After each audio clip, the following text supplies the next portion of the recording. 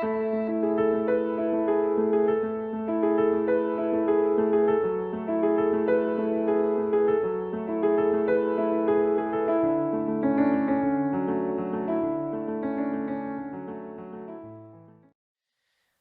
하나님의 말씀을 함께 보도록 하겠습니다. 사도행전 2장 42절입니다.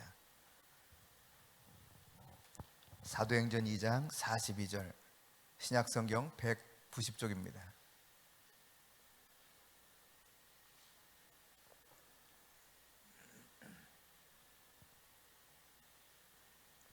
함께 하나님 말씀을 받들어 읽습니다.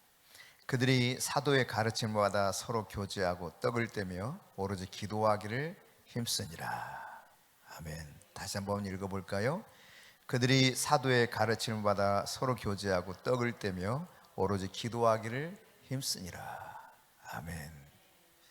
아처토리 3세 성공의 신부가 계십니다. 그분은 본래 중국에서 태어났습니다. 아버지가 중국 선교사였어요.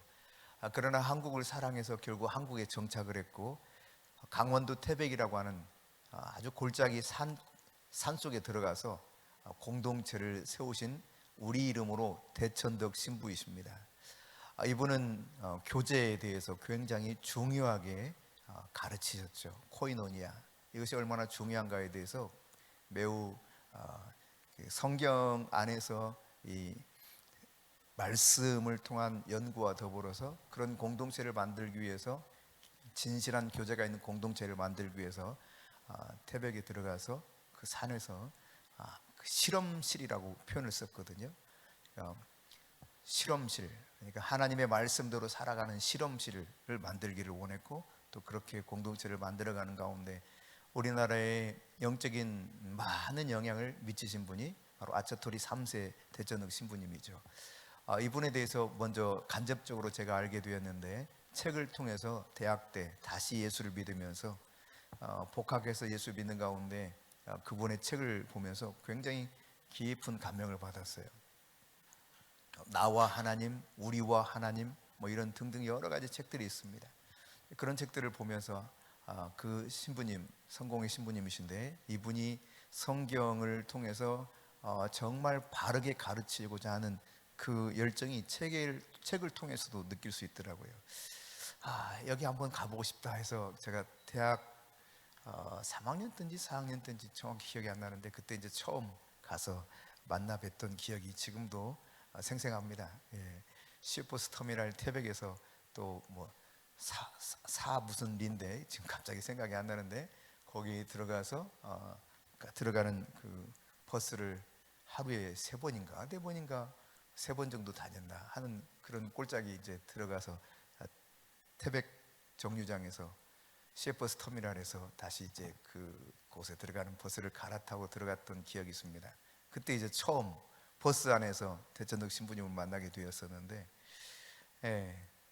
참 너무 진솔하시고 또 순수하시고 깨끗하셨던 그런 모습 지금도 기억납니다. 제가 그때 딱 보니까 책의 그 겉표지에 있었던 인물인 거예요. 금방 알아보겠더라고요. 뭐 그 시골에 그런 사람이 흔히 나타나지도 않을 거고요. 그래서 대천덕 신부님 맞으시냐고, 맞다는 거. 그러면 제가 옆자리에 앉아도 되겠습니까? 했더니 기꺼이 앉으라고 하더라고요. 그래서 같이 앉아 이제 들어가면서 이런저런 이야기하다가 제가 질문을 한 것 중에 하나가, 그런데 신부님, 어떻게 하면 하나님 뜻을 알 수 있습니까? 정말 하나님 뜻을 알고 싶은데 하나님 뜻을 때로는 분별하지 못해서 답답할 때가 있습니다. 그랬더니 씩 웃으시면서 그렇게 어려운 게 아니라는 거예요, 하나님 뜻을 아는 게. 그러면서 저에게 요한복음 7장 17절을 찾아보래요. 그래서 성경을 가지고 왔기 때문에 성경을 펴서 찾아봤습니다. 그랬더니 아주 간단한 이야기였어요. 정말로 내가 하나님의 뜻을 행하고자 하면 이것이 하늘에서 왔는지 사람에게서 왔는지 안다는 거예요. 지금이야 그게 무슨 의미인지 확실히 알겠는데, 당시로서는 그런데 이게 어쨌다 하는 거지, 그런 생각을 가지면서 여전히 잘 모르겠다 이런 마음을 가지고 예수원에 들어가서 2박 3일 지냈던 첫 번째 경험이 있습니다. 그러다가 이제 신대원을 다닐 때 몇 차례 더 방문을 했고, 제가 나중에는 이제 에손에 관한 논문을 같이 쓰기도 했었는데, 이 대천득 신부님은 중국에서 태어났기 때문에 한자를 또 잘 압니다. 한글도 잘 아시고 본인이 친히 한글로 책을 쓰셔요.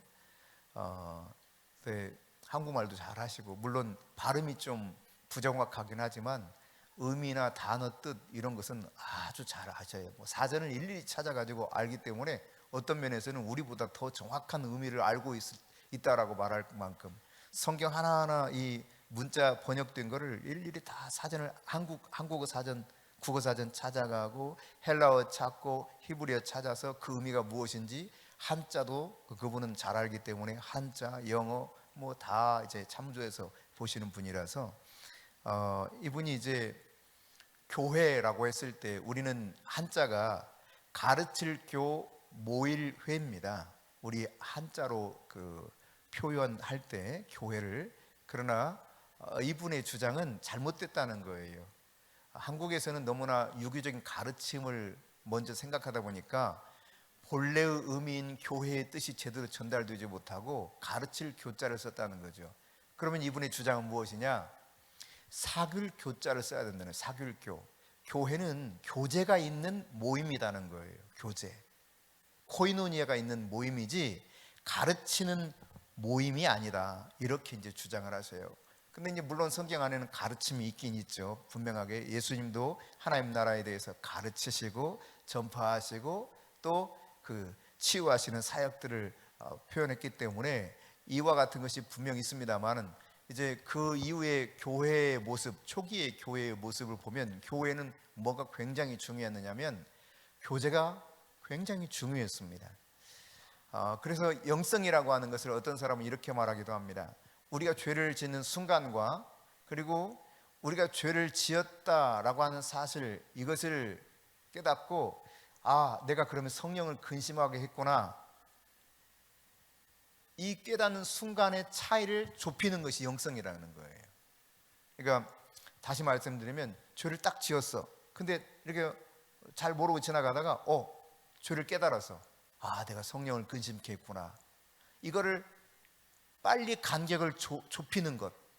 그래서 간격이 좁아지면 좁을수록 영성이 제대로 된 깊은 영성을 가졌다, 이렇게 표현하신 분이 있어요.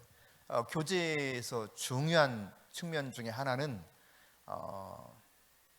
물론 수직적인 하나님과의 교제와 수평적인 서로 성도 안의 교제가 있습니다만, 그 교제 하나의 중요한 측면 가운데 하나는 서로 죄를 고백하고 용서하는 것입니다. 제가 예수원에 방문해서 몇 차례 방문하면서 유심히 지켜봤던 것 중에 하나가 무엇이냐면, 그들은 공동체 생활을 하면서 일주일에 한 번은 전체 다 모여서, 그러니까 늘 모이죠. 늘 아침에 조도, 점심때 대도, 저녁에 만도 해서 하루에 3번 예배를 드려요. 하루에 3번 예배를 드리는데 일주일에 한 번은요, 뭘 하냐면 전체가 다 모여서 예배하는 중에 서로 죄를 다 고백합니다. 그러니까 내가 어떤 마음속에 어떤 죄를 졌는 것까지 다 고백을 해요. 예를 들어서 내가 참 우리 고향 권사님 진짜 오늘 내가 너무너무 짜증나서 막 고건사님 막 이렇게 막 비난했다고, 이런 마음 안의 생각과 다른 사람을 비난하는 것이 있잖아요. 그럼 그때 다 이야기하는 거예요. 초창기는 게 굉장히 어려웠대요. 막 서로 막 싸움 날 뻔하고 이야기 그렇게 나누다가, 그런데 이제 계속 하다 보니까 이 안에서 이제 진실한 그 고백들과 용서가 되면서 하나님의 임재가 점점 충만해졌다는 이야기죠.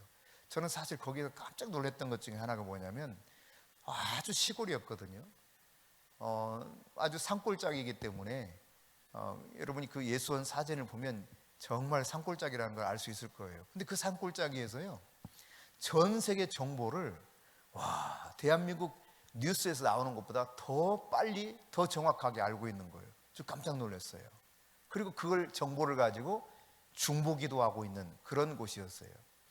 정말 신기하기도 하더라고요. 어떻게 이 전 세계 이 정보가 이 산골에 다 와가지고 저렇게 중보를 할까? 알지도 못하는 소식이에요. 그럼 뭔지 알고 있어요, 다 이거를. 너무너무 신기했던 그런 기억을 지금도 떠올리는데, 어쨌든 이 죄를 다 고백하면서 용서하는 시간을 가져가는 것이 결국 공동체를 건강하게 한다고 생각하고, 그것이 성경적인 공동체라고 그분은 주장하셨죠. 여러분, 몇 시간이라도 혹은 점점점 줄여서 몇 분, 몇 초라도 더 당겨서 내가 죄를 짓는 순간과 그리고 죄를 깨달아서 내가 이것으로 인해서 성령을 근심하게 했구나라고 하는 것을 인지하고 이 간격을 줄여서 빨리 회개하고 정리하는 것이 진짜 좋은 영성이다, 이렇게 말을 하는데, 심지어 이것이 이제 줄어들기 시작하면 죄 짓기 전에 미리 딱 절제를 해서 아예 성령님이 근심하지 않게 해버린다는 이야기입니다. 이게 가능할까? 이런 생각을 하던 차에 한 14, 15년 전으로 제가 기억하는데, 그 무렵 제가 강의를 듣다 깜짝 놀랐습니다. 제가 신학대원 다닐 때 교회 성장학이라는 과목이 있었거든요. 그 당시 이제 맥가브란과 또 피터 와그너 교수가 미국의 플러신 학교 교회 성장학 교수로서 사역을 하고 있었는데, 그 제자로서 공부를 하고 들어왔던 이광순 교수님이라고 영락교회 장로님, 여자 장로로서 우리나라 최초입니다. 영락교회 장로님이시자 나중에는 목사가 되셨죠. 이제 우리 교단에서 다시 목사 안수가 있었기 때문에 지금은 목사님이시면서 주한 대학원 대학교 총장을 역임하셨던, 제가 학교 다닐 때는 우리 그 장신대의 선교신학 교수님이셨는데, 이분이 이제 피터 와그너와 맥가브란 이런 선생님으로부터 배우고 들어온 것이죠. 그래서 이제 교회 성장을 배워가는 가운데 피터 와그너 교수님의 그 책을 가지고도 소개해서 공부했던 적이 있는데, 그 피터 와그너 교수님의 강의를 직접 들을 기회가 이제 나중에 많아졌죠. 한국에 자주 그분이 들어오셨으니까요. 처음 들어왔을 때는 광림교회에 오셨습니다. 그때도 제가 들어가서 처음 들어오셨던데, 지금 생각해 보니까 처음 들어왔을 때야. 그분이 들어오셨을 때 영락교회를 가보고 싶어 했대요. 그런데 영락교회는 그 당시 이런 성령에 관하여서 문이 열려 있지 않았어요. 그러다 보니까 거부를 한 거예요. 그래서 결국은 통합 측에서 우리 그 통합 측에서 초청을 했고 신대원에서 초청을 했기 때문에, 그러면 자기가 그런 교회를 좀 가보고 싶다 해서 결국은 광림교회를 방문했다고 하는데, 광림교회 방문해서 김선도 목사님하고 같이 예배를 드리고 그런 다음 세미나를 했는데, 그 세미나에 제가 이제 그 사실을 몰랐는데 나중에 책을 통해서 알게 되었는데, 제가 그 세미나 참석한 적이 있습니다. 그 당시 영적 전쟁에 관한 세미나였어요. 근데 이분이 이제 그 훗날 조금 더 지나서, 한참 지났죠. 그러니까 그때로 치면 한 아마 96년, 95년 이 무렵에 이제 한국에 들어와서 그렇게 처음 들어와서 막 했었을 거예요. 그러다가 한 약 10여 년 지난 다음 그분이 이제 강의하는 가운데 정말 깜짝 놀랐습니다. 자기가 행위로는 물론이거니와 마음으로도 죄를 짓지 않은 것이 3년이 흘렀다는 거예요. 단 한 번도 이 마음속으로도 죄를 짓지 않고 살아왔다는 겁니다. 여러분 놀랍잖아요? 예? 굉장히 진짜 충격이더라고요. 근데 그분의 제자가 최한 목사님인데, 이분이 이제 그 플러신 학교에서 가르칠 때 제자로서 공부했던 분인데 재미교포죠. 이분이 이 교수님의 이야기를 듣고 굉장히 도전을 받은 거예요.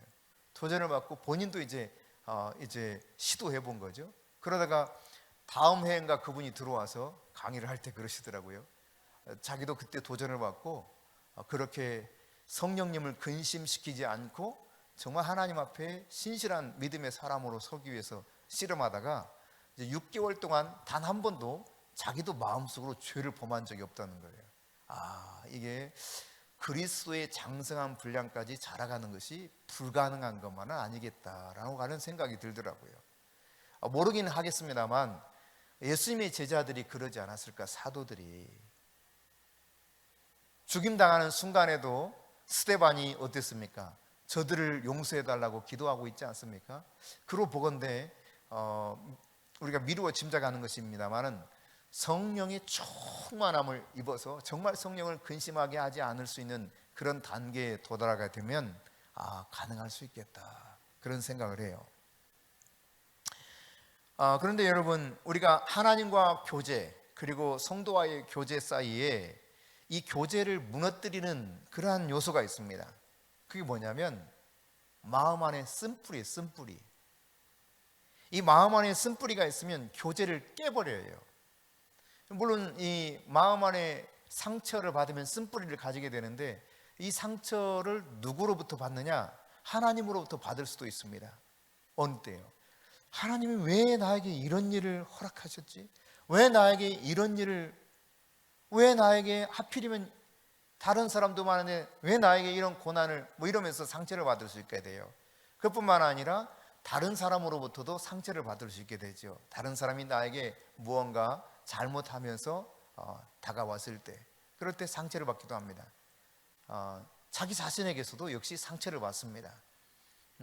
나는 왜 이 모양일까? 이러면서 여러분 자신을 용서하지 못하면서 여러분 안에 스스로 상처를 통해 쓴뿌리를 가질 수 있는 거예요. 근데 이 쓴뿌리를 가지고 있으면, 어떠한 종류의 쓴뿌리든지 이 쓴뿌리를 가지고 있으면 하나님과 바른 교제를 하기가 어렵고 성도 안에 온전한 교제를 하기가 어려워요.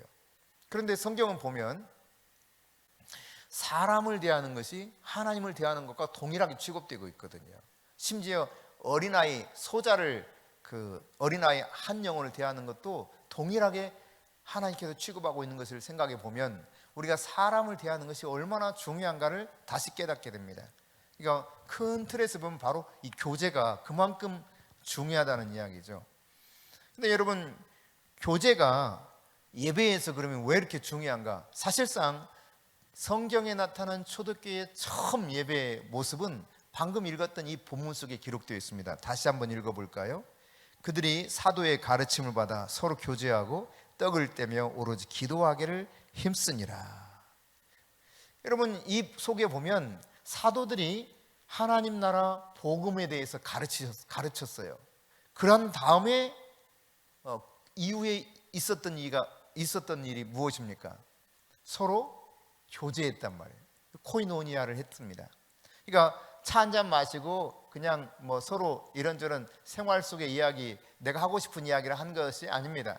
여기 코이노니아라고 하는 것은 하나님의 말씀을 비추어서 내가 이런 깨달음이 와서 이것은 내가 죄를 범했던 것이구나, 내가 이것은 하나님의 은혜 가운데 살아왔던 것이구나, 이것들을 함께 나누는 거예요. 이 속에는 서로 상대방을 향한 용서가 전제되어 있습니다.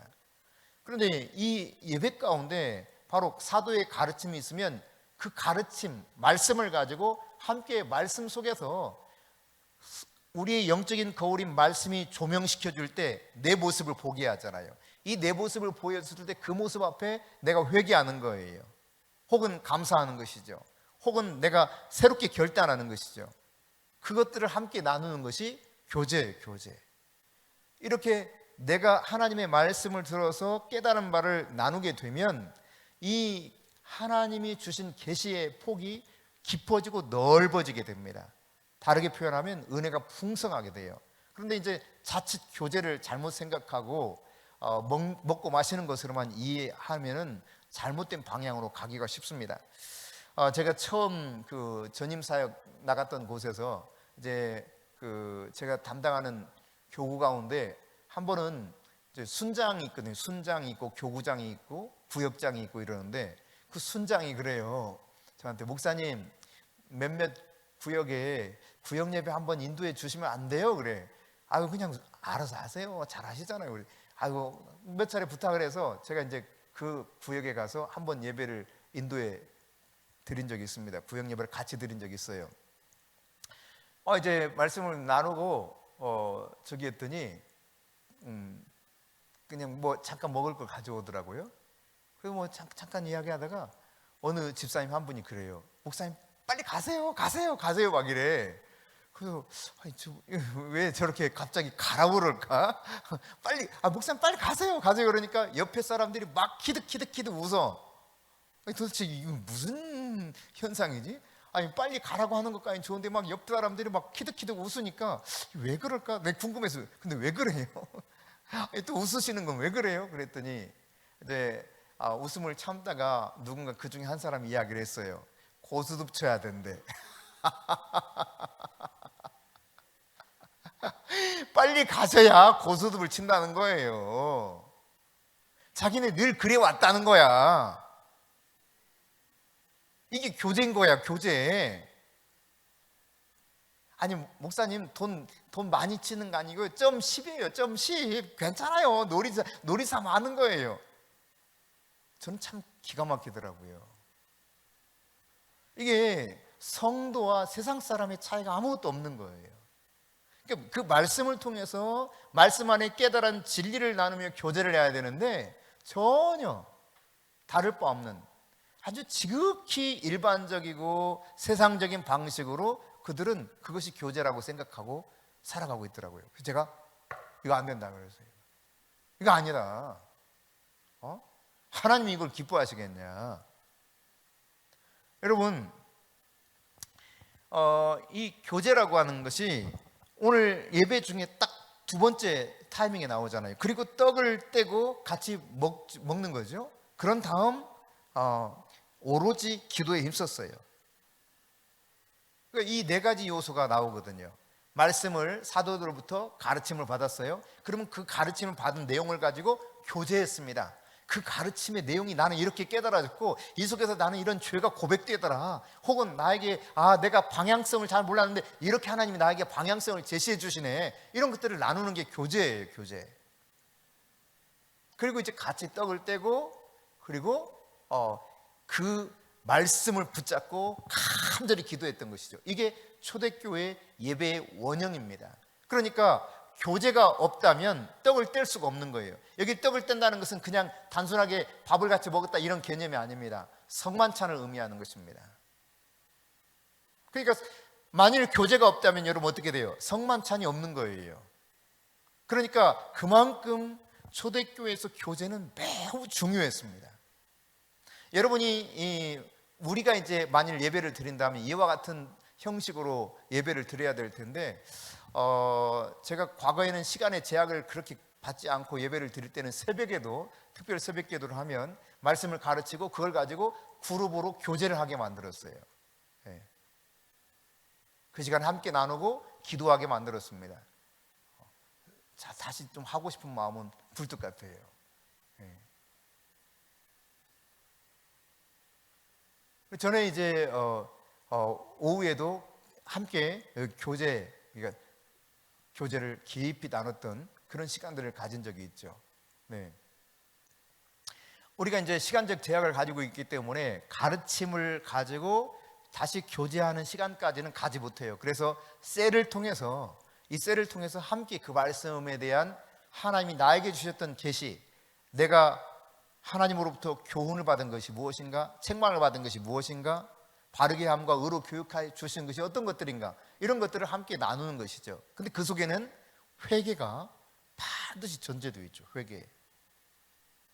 근데 이것이 때로 상대방을 향한 죄의 고백과 용서가 같이 들어가게 되는 것입니다. 제 기억으로 2005년 아니면 2006년인데요. 그때 뉴저지와 덴버에 가서 사역한 적이 있어요. 2주 동안.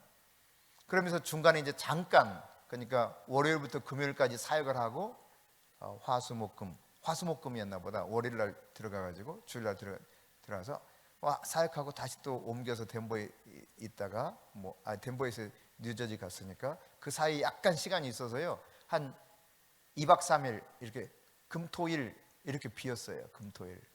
그래서 주중에 집회를 했기 때문에 시카고에 우리 친구가 있었습니다.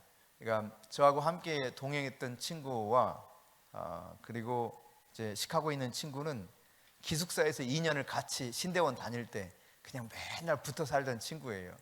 그 친구 중에 하나가 시카고에 있었기 때문에 이제 같이 갔던 친구 중에 이 조목사라고 하는 친구하고 우리 시카고 와서 영혼아 한번 보고 올까? 그래서 이제 우리 그 친구 목사님 부부하고 저희 부부하고 같이 시카고에 가서 방문한 적이 있어요. 그래서 시카고 가게 되면 어디를 들를까? 주일날 예배를 어디서 드리면 좋을까? 저는 꼭 가보고 싶은 데가 있었거든요. 우리 친구가 목회하는 곳은 그다지 궁금하지 않아. 물론 그 친구 아주 훌륭합니다. 지금 뭐 포항제일교회 담임으로서 우리나라에서 아주 유명한 그런 그 설교자이면서 동시에 신학자인데요, 신학 박사인데 교수하다가 하고 있기 때문에. 근데 그 친구는 궁금하지 않아. 그 친구는 궁금하지 않은데 제가 가보고 싶은 교회들이 좀 있었어요. 그래서 어디를 가보고 싶냐고 그래서 제가 그랬어요. 윌로우 크릭 커뮤니티 처치를 가보고 싶다. 나를 거기에 데려다 줘. 그랬더니 거기 한번 가볼 만하다고. 윌로우 크릭 교회는 비라이벨스 목사님이 젊은 시절 20대에 개척한 교회입니다. 신학교 다니면서 개척한 교회예요. 창고에서. 근데 그 당시 한 몇만 명 모였고 주차장만 한 2,000대 정도 주차할 수 있나? 어마어마하게 크더라고요, 주차장만. 근데 어쨌든 거기 가서 이제 예배를 드리고 싶었던 이유 중에 하나는 그분의 책을 통해서 제가 굉장히 은혜를 받았기 때문이에요. 더욱이 시카고까지 갔는데 시카고에 있는 그 교회를 안 보고 오는 것은 너무 아니다 싶어가지고 그 교회 가서 예배를 드렸는데요. 그 교회 예배 순서 가운데 아주 특이한 순서가 눈에 띄었습니다. 그것은 설교자가 설교하기 직전, 소위 우리식으로 말하면 간증이에요. 테스트모니, 간증을 하는데 간증의 내용이요, 아주 적나라해. 매우 숨김없이. 우리는 그냥 정말 숨기고 싶은 거 다 숨기고 꼭 말하고 싶은 것만 이렇게 하잖아요. 그런데 이 사람들의 간증은 과거 자기가 얼마나 무너진 인생을 살았는지에 대해서 낱낱이 다 이야기하는 거예요. 얼마나 그날 여자분이 간증을 했는데 얼마나 자기가 창녀처럼 살았는지, 뭐 이런 이야기를 스스럼 없이 다 고백을 해요. 그리고 어떻게 예수를 만나고 지금 내가 어떤 기쁨과 은혜를 누리면서 살아가고 있는가. 근데 이게 매주 이제 돌아가면서 간증자가 한 명씩 한 명씩 이렇게 서게 되는 거죠. 그러니까 그런 고백을 해도 이 공동체가 건강하면 문제가 되질 않아요. 사실 이제 저희 교회에서 초창기 개척에서는 서로 자신의 것들을 다 드러내도 부끄러움이 하나도 없었습니다. 그리고 그것을 가지고 누군가 비난하지도 않았고요. 도리어 함께 울어주고 함께 기뻐해주고 기도했었죠. 이게 회복돼야 되거든요. 지금은 판단하고 이럴까봐, 혹은 비난할까봐, 수치를 당할까봐 잘 말을 하지 못하는 경향이 있는데, 이게 지금 마귀가 이런 어떤 공동체성을, 건강한 공동체성을 흔드는 요소라고 저는 보거든요. 성경은 분명히 말하고 있습니다. 야고보서를 통해서도 서로 죄를 고백하라 그랬거든요. 고백하라. 그러면 기도할 때 간구하는 힘이 커진다는 거예요. 그러니까 분명히 우리가 죄의 고백이 있을 때 이 막힘없이 하나님과 제대로 교제가 되고 성도 안에 온전한 교제가 이루어질 수 있게 되는 것입니다. 나의 약점을 다 표현할 수 있고 나의 부족함과 나의 허물을 다 이야기할 수 있는 것이죠. 우리나라에도 이런 교회가 있을까라고 생각해 볼 때 전혀 없다고는 말할 수 없을 겁니다. 분명 여러 군데 있으리라고 생각을 하는데, 그 중에 대형 교회 가운데 하나는 제가 정확한 건 모르겠지만 그들의 간증하는 모습을 보면 아주 유사한 교회가 하나 있어요. 성남 분당에 우리들 교회라고, 그 교회에서 그렇게 하고 있더라고요. 공동체 내에서 셀에서도 죄를 낱낱이 다 고백해. 그리고 그 중에 한 사람이 추천을 받아가지고 주일날 예배 시간에 간증을 해요. 근데 예를 들어 회사에서 자기가 여직원하고 바람이 났느니 뭐느니 회사 돈을 어떻게 이용했느니 다 고백을 합니다. 그 교회 별명 중에 하나가 목욕탕 교회, 목욕탕 교회. 죄를 깨끗이 씻어낸다는 거죠. 그러니까 여러분, 이 교제라고 하는 것이 예배와 분리될 수 없는 아주 중요한 요소여서 이 교제 다음 성만찬이 있었단 말이에요. 성만찬에 참여하는 것이 예수님과 관계 있는 그런 그리스도의 몸에 하나 되는 것으로 여겼기 때문에 성만찬에 누구든지 참여해야 정상적인 거예요. 여러분, 얼마나 이 성만찬이 중요했으면 성만찬 수찬 금지를 징계의 하나로 내세웠겠습니까? 우리나라 초기 교회도 그랬잖아요. 그러니까 그만큼 성만찬이 중요한 거예요. 예수님과 내가 하나 되는 시간이에요. 근데 이 성만찬에 참여하려면 반드시 교제가 있었다는 이야기입니다. 그래서 말씀을 통해서 깨우침을 받았던 것을 가지고 나누고 죄를 고백하고 용서하고 이 상호 고백이 있었어요. 이런 아름다운 코이노니아가 있었다는 이야기죠. 여러분이 다른 그리스도인과 올바른 관계가 아니라면 성경에서 말하는 진짜 영으로 드리는 예배는 원칙적으로 드릴 수가 없습니다. 왜 그러냐? 예수님 말씀을 생각해 봐도 너무 분명해요. 예수님 말씀하셨습니다. 너희가 제단에 제물을 드리려다가 형제와 사화할 일이 생각나거든? 제단에 제물을 놔두고 가서 빨리 형제하고 사화하고 오라는 거예요. 화해하고 오라는 거예요.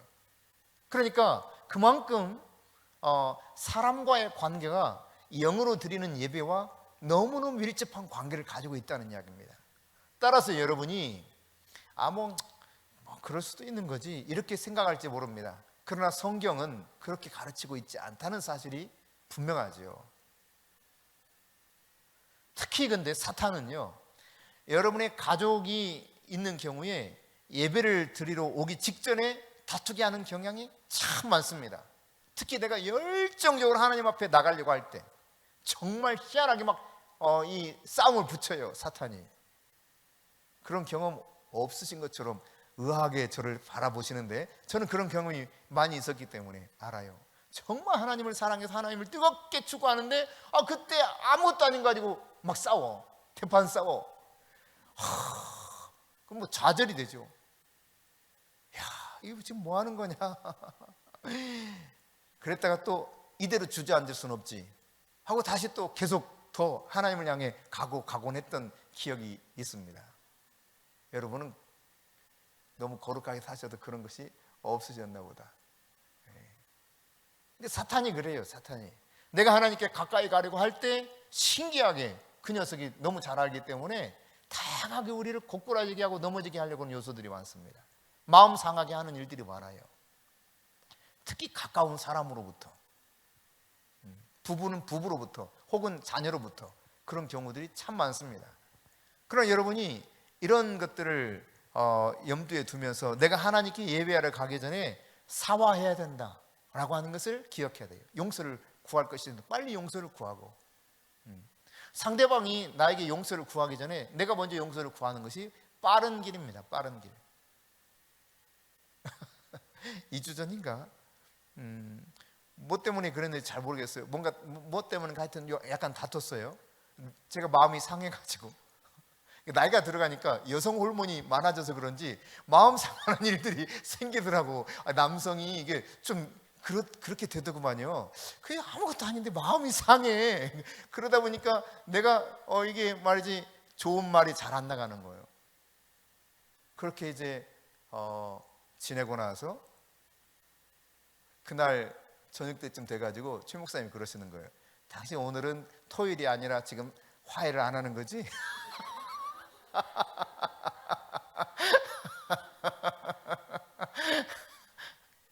오늘 토요일이 아니라는 거지?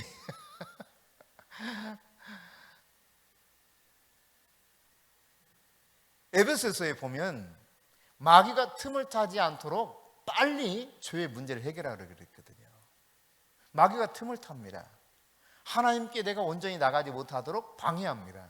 그러므로 여러분이 내가 사람과의 관계가 하나님과 관계가 아무 연관이 없는 것으로 생각하면 큰 착각이에요. 따라서 사람과 관계가 매우 중요합니다. 너무너무 중요해요. 그래서 예수님이 표현하신 것 중에 마태복음 7장에 보면 선지자의 이름으로 선지자를 대접하는 자 저가 선지자의 상급을 받을 것이다 말씀하셨거든요. 그러니까 내가 어떻게 사람을 대하는가에 대한 하나의 표현 중에 하나죠. 저희 고모님 밑에서 제가 신앙생활을 어떻게 해야 되는 것이 배웠는데요. 제가 유학을 고모집에서 했으니까. 근데 전처 자녀들 셋, 고모가 낳은 자녀 셋, 그다음 친정 쪽에서 시댁 쪽에서 3명 이렇게 올라와 있었어요. 그러니까 10명인데 10명. 밥 한 번 먹으려면 어마어마해요. 여기다 도시락 2개씩 싸보세요. 기가 막힙니다. 물론 그 당시 식모라고 하는 그 집안일 도와주는 우리가 그냥 저는 고모라고 고모라고 불렀구나. 고모라고 불렀는데 그냥 부르기 쉽게 그렇게 불렀는데 그분이 계시긴 했어요. 그래도 일이 너무 많아. 하여튼 뭐 그런 중에도 이제 뭐 정말 열정적으로 신앙생활했죠. 아주 뜨겁게. 지금 말하고자 하는 핵심으로만 그냥 돌아가면, 근데 목사님은 얼마나 깍듯이 섬겼는지 몰라요.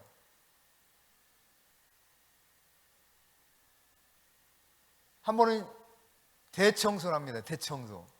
그 당시 대청소는요 그냥 대강 청소가 아니야. 여러분 그 10명이 사는 가정이기 때문에 집이 꽤 컸습니다. 정원도 좀 있고. 그러니까 뭐 이 집안 전체를, 그나마 한옥 구조야. 근데 이제 저희 고모부께서 아주 유명한 목수 중에 한 분이었기 때문에 아주 그 한옥 잘 지어진 집이었어요. 그러다 보니까 이 문들이 많아. 문들 대략 그림이 그려지죠. 문짝을 다 떼가지고, 문짝만 얼마나 많은지 몰라. 아유, 그걸 다 떼서요 다 물청소하고, 화장실도 싹 물청소하고, 뭐 그냥 싹싹싹싹 하는 거예요. 뭐 때문에? 봄철 대신방 목사님 오신다 이거예요. 그리고 나서 이 식사 준비를 하는데 제가 깜짝 놀랐어요. 학교 갔다 와가지고 상다리가 부러져. 진짜 그런 상을 본 적이 없어. 그렇게 막 차려놓고 하시는 거예요. 얼마 드시지 않고 가시죠. 그런데 그렇게 하시는 거예요. 근데 담임 목사님이 저희 고모님을 굉장히 신뢰하시고 중보기도 요청을 무엇이든지 다 하셨어요. 그러면서 사랑하는 게 느껴지더라고요. 제가 어렸음에도 불구하고. 근데 왜 그랬을까? 그 당시는 잘 몰랐는데 커서 생각해보니까 아, 그랬구나. 정말 목사님을 너무너무 잘 섬겼구나. 늘 기도하고, 지금도 뭐 매일 저녁 10시면 교회에서 기도 시작해서 새벽 2시까지 기도하다가 새벽 기도에 마치고 다시 집으로 돌아오니까요. 지금도 아침 계속 금식하고 수십 년 됐죠. 제가 어려서부터 그랬으니까. 그러니까 하여튼 목사님을 대하는 거 보면 아주 그냥 너무너무. 근데 그 목사님 오셔서 신방하실 때 주셨던 말씀이 그거예요. 제가 잊을 수가 없어요. 왜냐면 그 말씀이 이해가 안 됐기 때문에. 당시에 내가 중학교 1학년인가 그랬는데 일찍 중간고사인가 그 무렵에 가지고 마침 왔는데 아직 예배가 시작 안 했어. 그래서 예배 같이 드리게 된 거예요. 대신방 예배를. 근데 그 말씀을 하시더라고요. 선지자를 대접하는 자 선지자의 상을 받는다. 그럼 부목사님 2분하고 같이 오셨는데, 전도사님들이랑 같이 오셨는데 다 물어봐. 이 뜻이 뭐냐고. 근데 명확한 의미를 잘 이야기하지 못하더라고요. 그러다가 이제 목사님이 간단하게 말씀을 전하시고 같이 식사를 했는데, 근데 이제 저는 그때 당시 그게 어쨌다는 거지? 저게 무슨 말이지? 제가 이해가 안 됐었어요. 근데 훗날 깨달아지더라. 아, 그게 이런 말씀이셨구나. 아, 고모님이 그렇게 목사님을 정말 주의 종으로서 깍듯이 섬겼던 그것 때문에 저분이 그런 말씀을 하셨구나. 그걸 나중에 다 깨닫게 됐어요. 그러니까 여러분과 함께 나누고 싶은 것은 이것입니다. 어린아이 한 사람을 대하더라도 내가 어떻게 대하는가가 주님을 대하는 것 모습이라 그랬거든요. 그러니까 소자 한 사람에게 냉수 한 그릇을 대접해도 상급을 잃어버리지 않는다. 그러니까 내가 사람을 대하는 것이 하나님을 대하는 거예요. 여러분, 십계명에 나온 모든 것이 결국은 딱 한 가지로 요약하면 사랑이잖아요. 이것을 2개로 분리하면 하나님 사랑, 이웃 사랑 아닙니까? 이웃 사랑과 하나님 사랑이 결코 뗄래야 뗄 수가 없어요. 따라서 여러분이 사람과의 관계에 이 쓴뿌리 때문에 막힘이 있다면 하나님 앞에 신령과 진리로 예배할 수가 없다는 이야기입니다. 그러므로 말씀을 통해서 깨달은 이 진리에 따라서 죄의 고백을 할 때 상대방을 비난하는 이런 시간이 아니라 나의 죄를 고백하는 거예요. 내 죄를 솔직하게 인정하고, 다른 사람은 상관없어요. 나의 죄를 인정하고 고백하는 거예요. 그 시간에 상호 고백을 통해서 용서를 함께 할 수 있거든요. 누구든지 너희가 용서하면 사함을 얻는다 그랬어요. 예수님의 말씀입니다. 그러니까 서로 그렇게 용서를 선포하면 성령이 우리 안에서 역사하시면서 내가 용서되게 만드는 거예요. 이러한 원리로 천주교 사람들은 무엇을 합니까? 신부 앞에 가서 고해성사를 하죠. 바로 여기서 나온 거거든요. 성경적 원리, 이걸 가지고 고해성사하는 거예요. 우리는 서로 고백하면 돼. 실제로 성경에도 그렇게 말하고 있으니까 너희가 서로 죄를 고백하라 그랬거든. 이 죄를 하나님의 말씀을 통해서 깨달은 죄를 고백해야 돼요. 그래야 이 쓴뿌리로부터 벗어날 수 있고 죄로부터 벗어날 수 있게 되는 것입니다. 자, 중요한 성경 구절 보겠는데 에베소 4장 30절입니다. 에베소 4장 30절 같이 읽습니다. 하나님의 성령을 근심하게 하지 말라. 그 안에 너희가 구원의 날까지 인치심을 받았느니라. 성령 안에서 인치심을 받았기 때문에 절대로 성령을 근심하게 하지 말라 그랬어요. 그런데 여러분 그 다음 구절이 어떻게 이어지는가를 잘 보십시오. 자, 같이 읽습니다.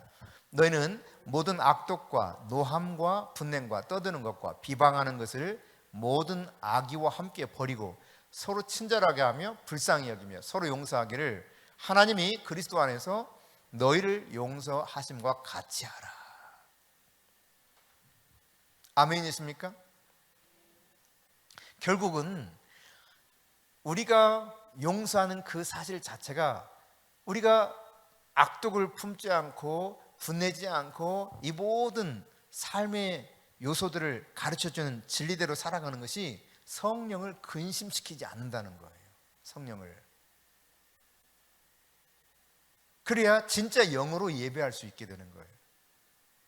하나님은 예배하는 자를 찾으시는데 어떤 예배자를 찾으십니까? 예수님 말씀이죠. 요한복음 4장 24절에 영과 진리로 예배할지니라. 그러니까 성령의 충만한 그 은혜 가운데 정말 거침없이 하나님 앞에 나갈 수 있는 사람 누군가, 바로 이런 쓴뿌리들이 제거되어서 죄가 없이, 쓴뿌리가 없이 서로 화목한 가운데 이렇게 하나님 앞에 나가는 겁니다. 물론 우리가 상대방에게 용서를 구한다고 해서 그 사람이 나와 온전한 화해를 이룰 수 있느냐? 그렇지 않을 수도 있습니다. 도리어 이것으로 인해서 더 삐질 수도 있겠죠. 그렇지만 그것은 그 사람의 몫이에요. 내가 해야 될 올바른 반응은 무엇인가? 여전히 용서하고 사랑하는 것입니다. 나는 그걸로 족한 거예요. 화해가 될 수 있느냐 없느냐는 서로가 이게 용서가 되어야 화해가 되는 것이기 때문에 거기까지는 나의 몫이 아니고 내가 할 수 있는 말을 하는 거죠. 나는 나의 죄를 고백하고 혹은 용서하고, 그래서 이 마음 안에 쓴뿌리가 제거되는 가운데 나가는 것, 이게 바른 태도인 것입니다. 왜 이런 것이 중요한가는 성경을 통해서 우리가 명확하게 알 수가 있게 돼요. 그럼에도 불구하고 사람들이요, 상처를 받잖아요. 다른 사람에게 예를 들어 상처를 받았어. 그럼 이 상처받은 것에 대해서 이 쓴뿌리를 가지고 용서하지 않으려고 해.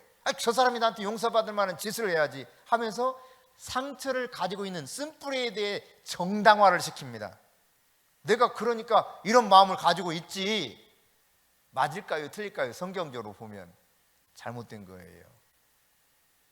그건 그냥 지극히 인간적인 생각이에요. 예수님은 원수까지도 사랑하라 그랬고 너희를 핍박하는 자를 위해서 기도하고 축복하라는 거예요. 축복하고 절대로 저주하지 말래요. 이게 예수님의 산상수훈과 로마서의 말씀을 통해서도 계속 반복되고 있습니다. 그러니까 성경은 말하고 있는 것이 너무 명확해요. 우리가 마음 안에 쓴뿌리를 가지고 있는 것을 절대로 정당화시킬 수가 없어요. 도리어 이 쓴뿌리인 히브리서 말씀을 보면 결국 우리가 하나님 앞에 바로 가지 못하게 만드는 아주 큰 장애물이라고 하는 것을 이야기합니다. 나만의 장애물이 아니라 공동체에 영향을 미치는 장애물이 되어버려요. 여러분, 쓴뿌리를 내가 가슴속에 품고 있잖아요. 그러면 1차적으로 성령이 근심하셔. 성령이 뿐만 아니라 성령이 보내시는 신호를 내가 감지할 수가 없어요. 성령님이 계속 나에게 뭔가를 이렇게 말씀하시는데 그것을 알아채질 못해. 이 쓴뿌리가 딱 가로막고 있기 때문에. 그러니까 여러분이 빨리빨리 이 마음 안에 쓴뿌리를 해결해야 돼. 해결. 아멘. 네, 빨리 해결해야 돼. 빨리 용서하고 빨리 죄로부터 벗어나고, 그래야 성령이 근심하지 않을 뿐만 아니라 성령이 나에게 사인을 주실 때 그것을 바르게 이해하고 받아들여서 성령과 함께 사는 삶을 살 수 있게 되는 것입니다. 지난주 월요일 그리고 이번 주 화요일 계속해서 밤 시간에 이제 한 사람씩을 좀 만나서 상담한 적이 있는데요. 그때마다 성령님이 얼마나 기뻐하시는지, 바른 길, 이런 부분들에 대해서 함께 나누게 되니까 참 성령이 기뻐하시는구나. 한 사람은 상처 때문에, 한 사람은 모르고 살아가는데 문제 속에서 허덕이는, 근데 본인은 잘 모르는 거죠. 이런 이야기들을 통해서 바른 길을 제시해 주면서 어떻게 가야 될 것인가 함께 나누는데 성령님이 너무 기뻐하시는 거예요. 그리고 그것을 통해서 또 다른 영혼이 회복되는 모습을 보게 돼요. 참 감사하죠. 근데 만일 이런 마음 안에 쓴뿌리, 다른 이로부터 받은 상처로 인한 쓴뿌리를 가지고 있다 그러면요, 성령님이 내 안에서 온전하게 역사하지 못할 뿐만 아니라 성령님이 근심하셔. 근심. 이걸 빨리 풀어버리길 원하시거든요. 성령 안에서, 말씀 안에서, 진리 안에서 이걸 풀어버리길 원하셔요. 해결하고 하나님께 깊이 나가기를 원하거든. 여러분, 베드로전서 3장 7절 보십시다. 함께 읽습니다. 남편들아, 이와 같이 지식을 따라 너희 아내와 동거하고 그를 더 연약한 그릇이요 또 생명의 은혜를 함께 이어받을 자로 알아. 귀히 여기라. 이는 너희 기도가 막히지 아니하게 하려 함이라. 남편에 대해서 이야기하고 있습니다만 아내에 대해서 잘 알아야 된다는 거예요. 지식을 따라서 사랑하래요.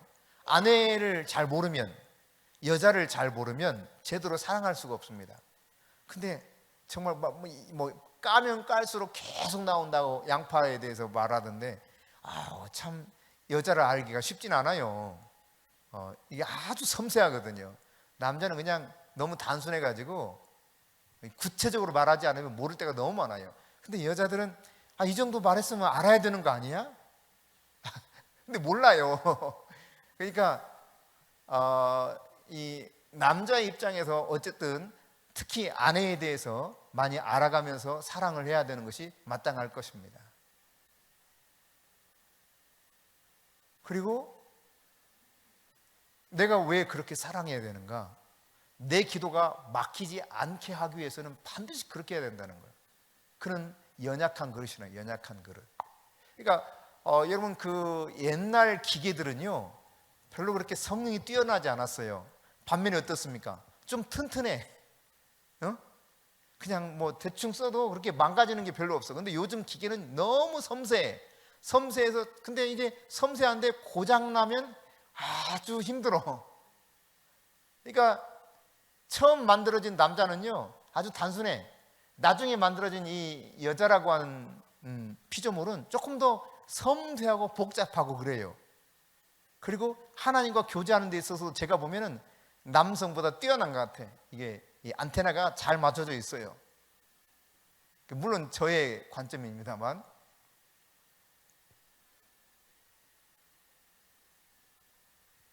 그렇지만 연약한 그릇이야. 더 좋은 제품이 이게 말이지 튼튼한 것이냐는 아니에요. 상처를 빨리 받을 수 있어요. 그러니까 이 지식을 따라서 아내를 사랑하라는 것입니다.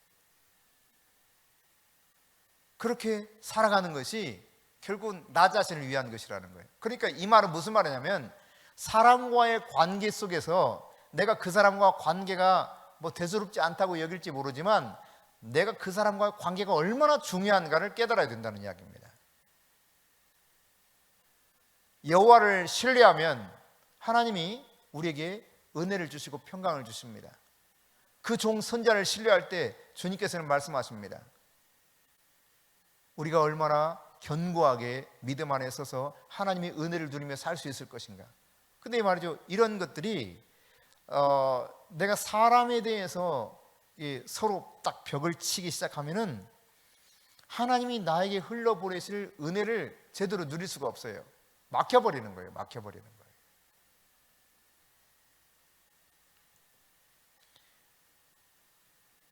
사람과 관계가 예배하는 데 있어서, 하나님께 나아가는 데 있어서 매우 매우 중요하다는 사실을 여러분이 꼭 기억하실 수 있기를 바랍니다. 사도행전 2장 42절 다시 한번 오늘 본문 읽겠습니다. 같이 읽습니다. 그들이 사도의 가르침을 받아 서로 교제하고 떡을 떼며 오로지 기도하기를 힘쓰니라. 여러분, 이 말씀은요, 베드로가 설교를 하고 이 설교에 엄청난 영향력이 있었어요. 그래서 3,000명이 회개하고 세례를 받고 예수를 믿습니다. 그 직후에 있었던 일이 뭐냐? 바로 이 예배. 그리고 지금 이 상황을 이야기하고 있는 것입니다. 이 3,000명이 회개한 다음 함께 예배할 때 저들은 사도들의 가르침을 받고 교제하고 떡을 떼고 성만찬을 하고 그리고 오로지 기도했다는 것입니다. 그렇다면 여러분, 결국 이들이 공통된 믿음 안에서 한 공동체에 속해 있었기 때문에 진짜 제대로 교제를 할 수 있었다는 이야기죠. 부활을 믿었습니다. 예수님의 부활을. 그리고 세례를 받았습니다. 뿐만 아니라 그들은 성령 충만했습니다. 게다가 외부적인 상황은 어땠습니까? 종교 지도자들, 권력자들로부터 핍박을 받았습니다. 그러면서 서로 의지가 됐어요. 그러니까 교제가 더 깊어질 수밖에 없습니다. 이런 어려움에 맞서서 서로 교제하는 가운데 서로가 의지하면서 하나가 되었던 것이죠. 초대교회가 처음 탄생했던 예루살렘 처음 교회는 사실 문제가 없었어요. 그러나 조금 지나다 보니까 다양한 관계의 문제들이 생겨요. 헬라파 유대인과 히브리파 유대인 사이에 회심한 사람들 속에서 서로 문제가 생기지 않습니까? 처음에는 그런 문제가 없었어요. 도리어 어떻게 했습니까? 전 재산을 다 팔아서 사도들 앞에 발 앞에 나와 가져다 줘서 그 재산을 싹 나누어 분배하는 이런 은혜가 충만했던 공동체였습니다. 그런데 문제가 관계 속에서 이제 생기기 시작하죠. 여러분, 조나단 에드워드는 이렇게 말한 바가 있어요. 같이 읽어볼까요? 사탄은 우주에서 가장 훌륭한 대학인 천국에서 훈련받은 자이다. 받는 자가 아니라 받은 자입니다. 천국에서 훈련을 받은 자가 사탄이에요. 여러분, 이렇게 말할 수 있는 근거에 대해서는 굳이 설명하지 않아도 되겠죠? 천사가 타락해서 쫓겨났으니까 천국에서 하나님께 훈련받은 존재가 사탄이에요. 사탄. 그렇기 때문에 여러분, 어떻게 하면 하나님의 역사, 성령의 역사를 방해할 수 있는가? 너무 잘 알아. 너무 잘 알아. 사탄이. 그래서 관계 속에 문제를 막 집어넣는 거예요. 부부 사이에, 가족들 사이에, 가까운 지인들 사이에, 성도들 사이에 막 문제를 막 집어넣어가지고 틀어지게 만들어. 틀어지게. 그래서 예배에 제대로 집중하지 못하고 온전한 예배를 드리지 못하도록 만드는 것이죠. 막힘없는 예배를 드리지 못하게 만들어버리는 거예요. 그러니까 정말 회개가 보약의 보약. 하나님 앞에도 회개해야 되지만 그러나 상대방과의 문제 속에서는 상대방이 서로 죄를 고백해야 되거든요. 그래야 이 문제가 사라지는 거예요. 여러분, 찬송하고 설교를 듣고 올바른 교리를 배워가면서 아는 것으로 그게 충분한 것이 아니었다는 이야기입니다. 이 초대교회의 모습을 보면 매우 중요한 요소가 뭐였느냐? 다시 강조합니다. 교제였어. 교제. 코이노니아. 아주 필수적인 예배 요소였다는 이야기입니다. 가르침이 있었고 교제가 있었고 성만찬이 있고 기도가 있어요. 그러므로 교제가 제대로 없으면 제대로 된 공동체 안에서의 진실한 삶을 살기 어렵다는 이야기예요. 예수님과 한 몸 되는 것이 어렵다는 이야기입니다. 사실상 성만찬에 참여할 자격이 없는 거예요. 교제가 제대로 없으면. 교제 다음에 성만찬에 참여하게 되니까요. 여러분 로마서 12장 18절 보겠습니다. 같이 읽습니다. 할 수 있거든 너희로서는 모든 사람과 더불어 화목하라. 할 수만 있으면 그러는 거예요. 모든 사람과 더불어서. 쓴뿌리를 품으면 여러분 이것이 가능하겠습니까? 적대감을 가지고 살아가면 이게 가능하겠습니까? 가능하지 못해요. 하나님께 제대로 갈 수가 없는 방해물이 내 스스로 생겨버리는 것입니다. 이 안에서 빨리빨리 그러니까 해결을 해야 돼요. 그 사람이 어떻게 하든 상관없어요. 나는 빨리 이 문제를 해결해야 돼. 그래야 내가 하나님 앞에 바로 갈 수가 있는 거예요. 그럼 초대교회 예배 속에서 이런 교제와 사랑이 충만했을 때 어떤 상황들이 쭉 나타나느냐 보니까 이 46절 사도행전 2장 46절 47절 한번 읽어볼까요? 날마다 마음을 같이하여 성전에 모이기를 힘쓰고 집에서 떡을 떼며 기쁨과 순전한 마음으로 음식을 먹고 하나님을 찬미하며 또 온 백성의 칭송을 받으니 주께서 구원받는 사람을 날마다 더하게 하시니라. 아멘. 여러분 이렇게 초대교회 예배 속에서 제대로 된 교제가 이루어지고 서로 사랑하다 보니까 기쁨이 충만해. 저절로 막 찬송이 나와. 그런 가운데 자연스럽게 전도가 돼. 구원받는 사람이 날마다 더하게 되더라는 거예요.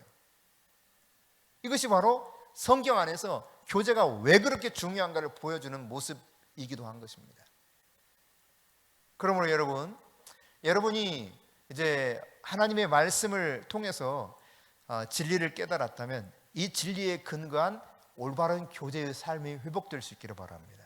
그래야 성령을 근심하게 하지 않을 뿐만 아니라 성령이 주시는 사인들을 빨리빨리 깨닫게 되고 내가 하나님 앞에 진짜 영으로 예배할 수 있게 돼요. 진리 안에서 예배하게 돼요.